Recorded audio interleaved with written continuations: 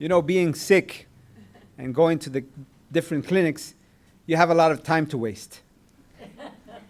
Because, well, yeah, because, you know, they tell you, yeah, you have you can see the doctor at 11, and it's never at 11. Never. It's at 2, 3 in the afternoon, right? So I'm waiting, and I say to myself, you know, I'm going to take time to read many things that I haven't read. I'm late in many of my books. And I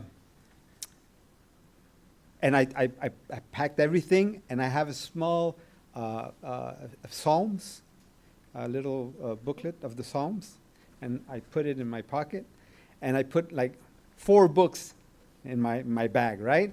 And I'm in a hurry, and I forget my bag. Oh, no. But I have my little book of Psalms. So I'm reading the Psalms. I love the Psalms. I really appreciate reading the Psalms. It really speaks to me as a human being, and I can relate to a lot of what is written in the book of Psalms. When you read it, you know, in perspective, in the historical context. And the book of Psalms is a collection of poems. And the book of Psalms is divided in 5 parts, in 5 books, just like the Torah, okay? And when I read it, I like to read it with the idea that it's telling me about the how can I say, the establishment of David's kingdom, his downfall, and his restoration. Okay, and when you reach the end of the book of Psalms, you have Psalms 150, right? Do you remember what is Psalms 150? It's a book of praise.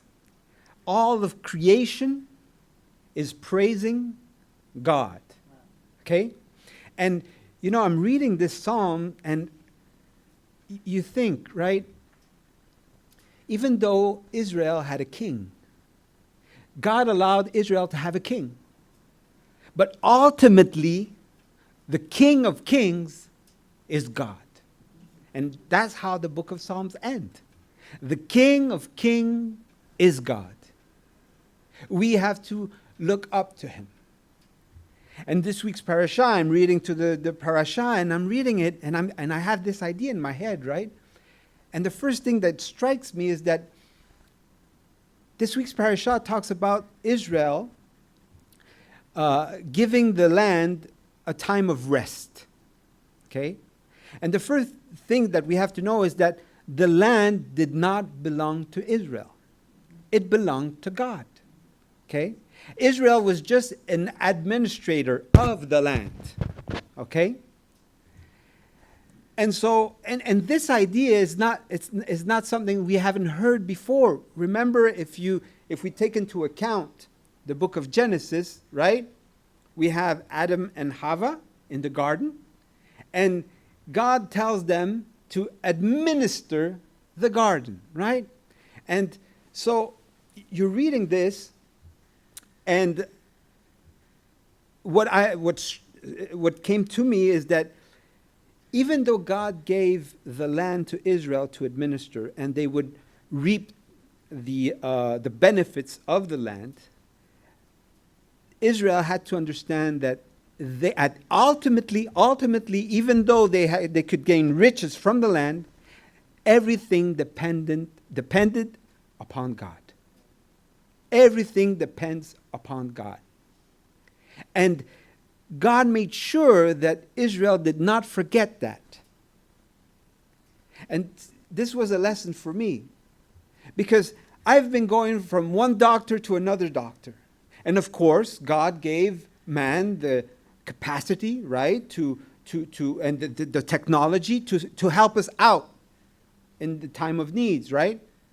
But ultimately, I have to look for God.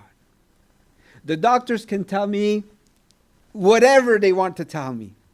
And I'm not saying they're all wrong. A lot of them are very, very wrong. And I'm sitting there in the clinic, and I just paused. And I said, God, I'm here. I'm about to see a doctor, but you know what? You're my doctor. You're my doctor. So, and I ask him to teach me how to depend on him. Because sometimes as human beings, we talk the talk, right? It's easy to talk the talk. But when it comes to living it out, boy, it's very hard. And I know that this is hard for me. Because sometimes I lived in this, how can I say this? The realm of ideas, right? Instead of living in the realm of action, of doing, of trusting on God. So this week's lesson for me was to trust your Creator.